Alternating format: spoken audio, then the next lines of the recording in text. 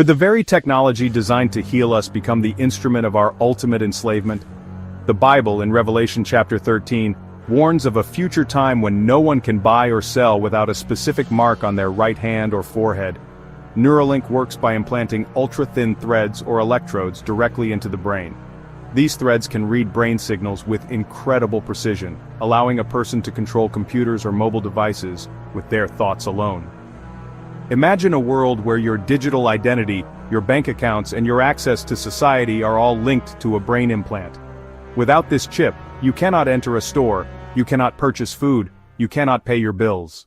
Governments around the world are not blind to the potential of technologies like brain-computer interfaces. In fact, they are actively encouraging and funding their development, often under the banner of public safety and national security. The World Health Organization and other global bodies are also promoting these technologies.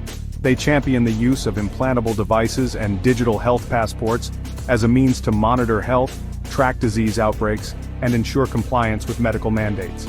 A digital ID, linked to a brain chip or similar biometric device, it would contain your medical records, financial information, travel history, and social credit score. However, it would also give a centralized authority the power to grant or deny access to society based on your compliance. We must also ask why our world seems to be getting sicker. The Bible speaks of pestilences in the last days, and we are seeing an explosion of modern diseases and chronic illnesses. First is our highly processed, nutrient-poor diet. Second, we are exposed to an unprecedented level of environmental toxins. Third, our lifestyles have become increasingly sedentary. A fourth major factor is the chronic stress of modern life. Finally, and perhaps most importantly, there is a spiritual dimension to our declining health. The rise of artificial intelligence in the medical field is presented as one of the greatest advancements in human history. We are told that AI will diagnose diseases earlier and more accurately than any human doctor, and even predict future health risks based on our genetic code and lifestyle data. One of the greatest dangers of relying on AI in medicine is the loss of human connection and intuition, qualities that an algorithm can never truly replicate, that treats patients as data points rather than as people created in the image of God.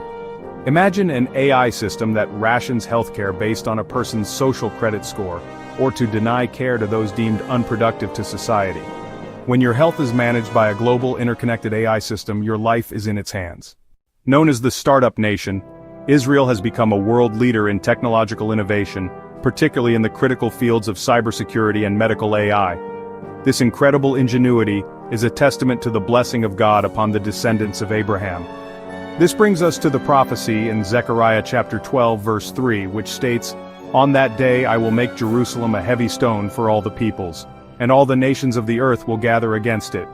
Nations like China, Russia, and even Western allies are all vying for a piece of Israel's technological pie, drawing the nations closer to the final confrontation that the Bible describes will take place in the last days.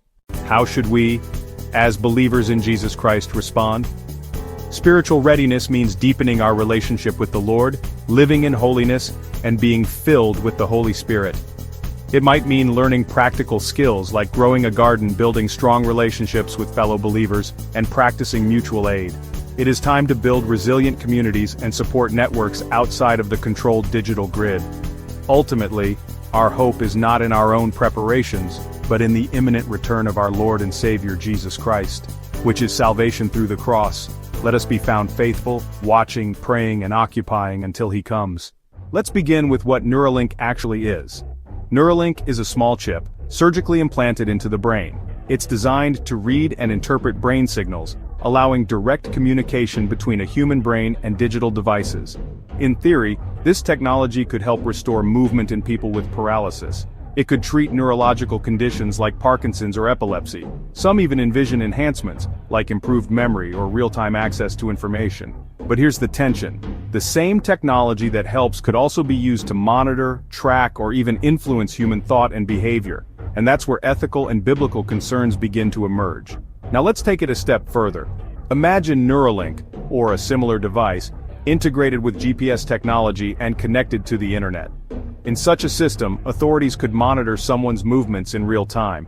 That might be framed as a public safety tool, to enforce quarantine for instance, or track crime suspects.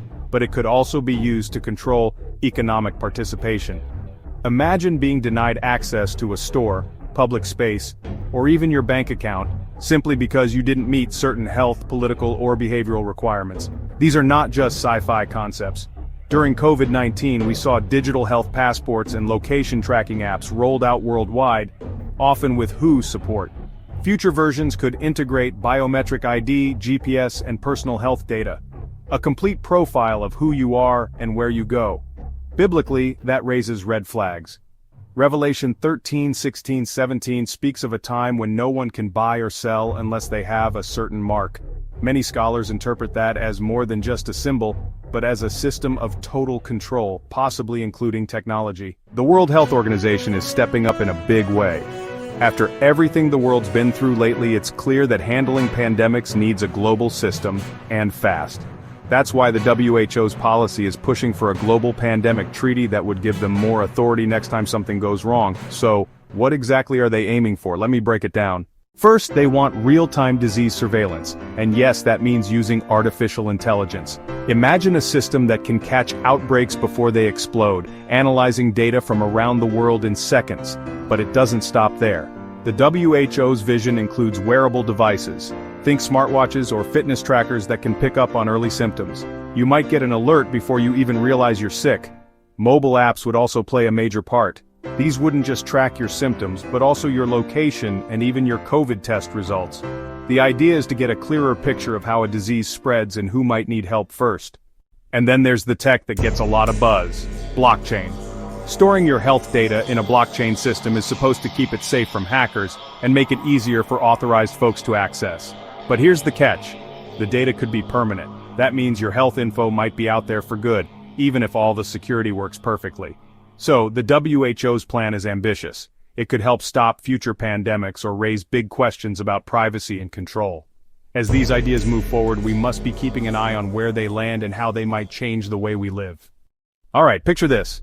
Governments rolling out neural implants, selling them as the ultimate public safety tool. They say these devices could spot certain brain patterns or emotions. This concept, often called predictive policing or even pre-crime, sounds helpful in theory. But what happens when technology is used not just to protect, but to control? Now, on paper, stopping crime before it starts feels like a win for everyone. Who wouldn't want safer streets? But here's where things get tricky. What if you get flagged, not for what you did, but for what you might do? Imagine being detained, questioned, or restricted, all because an algorithm thinks your brainwaves look suspicious. And it's not just about criminal justice. AI-powered health systems are getting in on the act too. Think about global health organizations running predictive models, telling people to quarantine because their data says they might get sick, even if they feel totally fine. Suddenly, your freedom isn't about what you've done, but what you might do, according to a machine. Here's the heart of the dilemma. How far are we willing to go for safety? Is it worth trading personal freedom for the promise of protection? Technology like this can be a shield, but in the wrong hands, it could become a cage. At the end of the day, I think it's less about the tech, and more about trust. Do we trust those in power to use these tools responsibly? Or are we building systems that could end up controlling us, all in the name of keeping us safe? Here, the ethical dilemma becomes clear. Safety versus freedom. On the surface, these tools offer protection, but they also create a centralized system that could monitor your health, identity, and movement, and perhaps even determine whether you can travel, work, or shop. There's also growing partnership between World Health Organization and big tech companies like Google, IBM, and Microsoft. These corporations help manage data, build AI models, and shape global health policy, often with little transparency. In the wrong hands, such systems could become tools of control, exclusion, or manipulation. First, the overuse and misuse of antibiotics has become a silent global crisis. For decades, antibiotics have been one of medicine's most powerful tools. But they're often overprescribed, even for viral infections where they're completely ineffective like the common cold or flu. In some countries, antibiotics can be purchased over the counter without prescriptions, leading to uncontrolled usage. They're also widely used in livestock farming not just to treat illness, but to promote growth. All of this adds up to constant pressure on bacteria to evolve. This misuse leads to antimicrobial resistance, or AMR, where bacteria mutate and become resistant to multiple drugs. Once that happens, we're left with fewer and fewer treatment options. We're now seeing infections from so-called superbugs like MRSA, CRE, and drug-resistant tuberculosis that don't respond to traditional antibiotics. In some hospitals, patients develop post-surgical infections that cannot be cured with available medications. The longer we allow this trend to continue, the more likely we are to enter a post-antibiotic era, where common infections and minor injuries could once again become deadly. Second, let's talk about global travel and rapid urbanization, both of which allow diseases to spread faster than ever before. We live in a world where you can get on a plane in one country and be across the globe within 24 hours. That's an incredible advantage for business and connectivity, but it's also an ideal mechanism for disease transmission. Infectious diseases that might have once been localized can now go global within days. We saw this firsthand with COVID-19. What started as a cluster of pneumonia cases in one city quickly escalated into a worldwide pandemic, partly because of how connected we are through international travel. At the same time, urbanization is creating dense population centers where diseases can spread easily. Crowded housing, poor sanitation, and limited access to healthcare in many fast-growing cities can create the perfect storm for outbreaks to take hold and spiral. Diseases like Ebola, Zika, and SARS are all examples of viruses that moved rapidly due to global mobility and overcrowded conditions. What this tells us is that our public health responses must be as fast and globally coordinated as the diseases we're trying to stop. Third is something we're hearing more and more about: zoonotic spillover, the process by which diseases jump from animals to humans. This happens when humans disrupt natural ecosystems through deforestation, mining, or agriculture, pushing wildlife into closer contact with people. At the same time, intensive farming and the wildlife trade create conditions where viruses can mutate and cross species. When a virus spills over, it often encounters a human population with no prior immunity, making it easier to spread and cause serious illness. We've already seen the impact of this.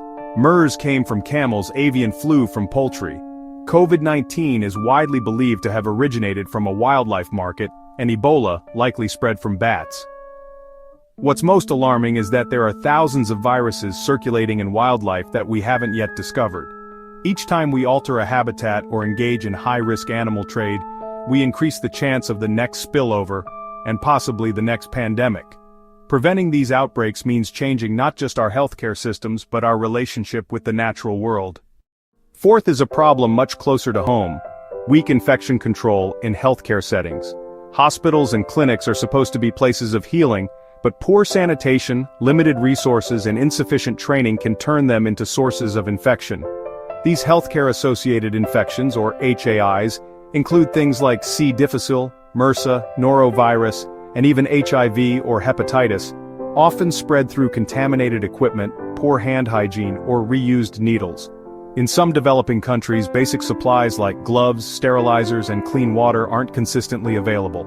One tragic example is the reuse of syringes, a practice that has led to outbreaks of HIV and hepatitis B.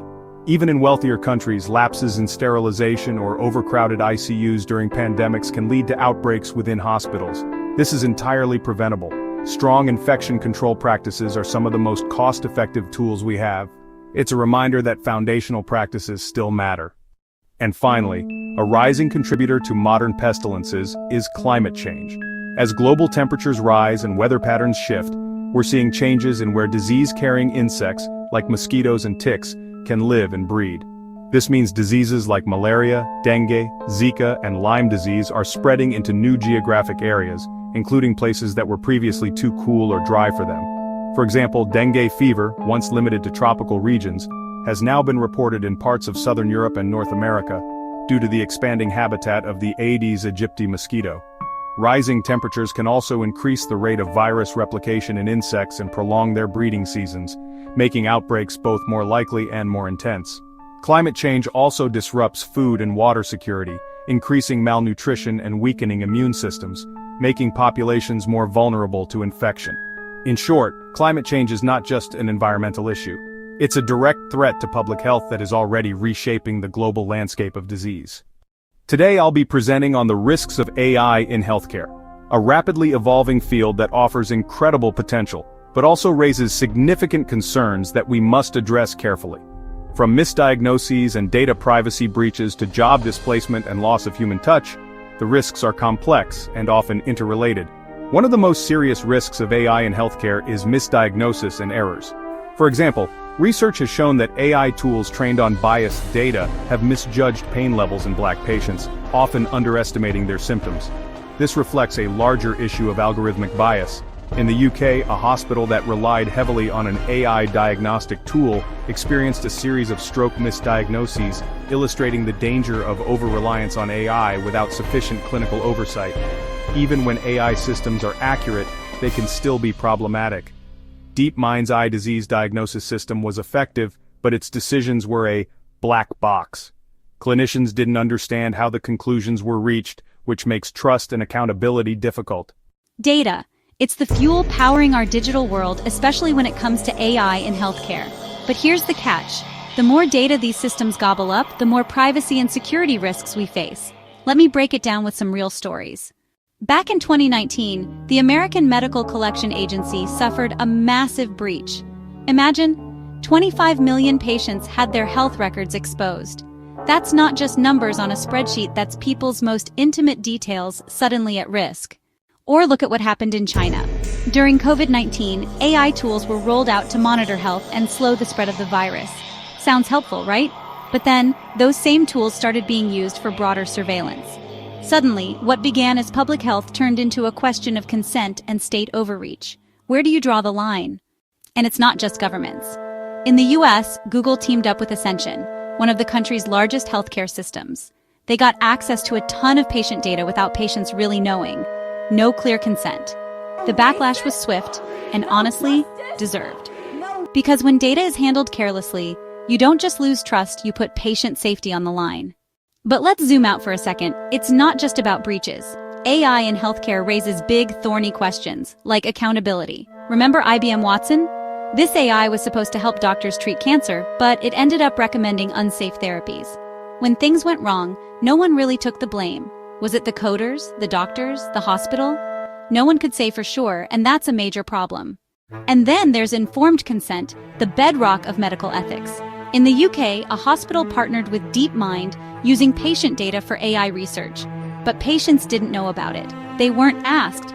That's not just an oversight, that's erasing the patient's voice in their own care. Finally, let's talk equity. New tech is supposed to close gaps, right? But in rural India, access to fancy AI diagnostic tools isn't guaranteed. Urban hospitals get the latest tech, rural clinics get left behind. So instead of bridging divides, AI sometimes makes them wider. Here's the bottom line. AI in healthcare can absolutely save lives, but it also demands strict rules, transparency, and above all, respect for patients. Because no matter how advanced our technology gets, trust and fairness should always come first. Ask questions, demand accountability, your data, your rights. Another concern is the potential dehumanization of care. Some elder care facilities use chatbots for companionship, but patients have reported feeling more isolated. These systems lack the emotional intelligence that human caregivers provide. In Sweden, AI tools standardized diagnostic processes so much that rare, atypical diseases were overlooked. These systems often miss nuances that a trained physician would catch. And in emergency rooms, AI-powered triage systems have been efficient but emotionally cold, failing to comfort anxious patients during extremely vulnerable moments. There's also a major gap in regulation and oversight. In 2020, the FDA approved an AI medical device without requiring extensive human trials, raising questions about the standards we apply to new technology. Several U.S. hospitals adopted an AI sepsis detection tool too early. It ended up causing false alarms and confusion, not saving lives as intended. And, globally, regulatory standards vary widely. AI tools approved in the US might not meet EU standards, leading to inconsistencies in safety and performance depending on geography. Finally, AI is reshaping the healthcare workforce, and not always in a good way. In South Korea, radiologists at one hospital were replaced by AI systems, leading to public protests and fear over job security. In the US, wealthier hospitals can afford AI upgrades, while underfunded hospitals fall behind. This deepens the gap between institutions and the patients they serve. There's also the issue of commercialization. Many AI tools are designed to prioritize high-profit treatments, not necessarily those that serve the public good. This shifts the focus away from equitable care and toward market-driven medicine. In closing, we're living in an era of unprecedented progress, but also rising risk. Modern medicine, AI, and global networks are transforming healthcare and society, but they've also introduced new vulnerabilities. Overuse of antibiotics has created drug-resistant infections we can't easily treat. Global travel and urbanization have made disease outbreaks harder to contain. Human-animal contact increases the risk of new pandemics. Weak infection control still causes harm in hospitals, and climate change is spreading disease into regions once considered safe. Meanwhile, AI in healthcare, though powerful, brings serious ethical concerns: misdiagnoses, bias, data misuse, and a loss of human empathy. At the same time, we can't ignore the prophetic dimension. Israel, a global leader in cybersecurity and medical AI, stands at the crossroads of innovation and prophecy. Zechariah 12:3 warns of a time when all nations will turn against Jerusalem. We're seeing the stage quietly being set, not just geopolitically, but technologically. Christian authors like Chip Ingram and Patrick Wood remind us that behind world events is a spiritual battle. So where does the church stand? Now more than ever, believers must be spiritually and practically prepared, grounded in the Word. Jesus said in Matthew 24:42, "Watch therefore, for you do not know what hour your Lord is coming." This is not a call to fear, it's a call to faithful vigilance, to stay awake, stay informed, and stay anchored in the truth.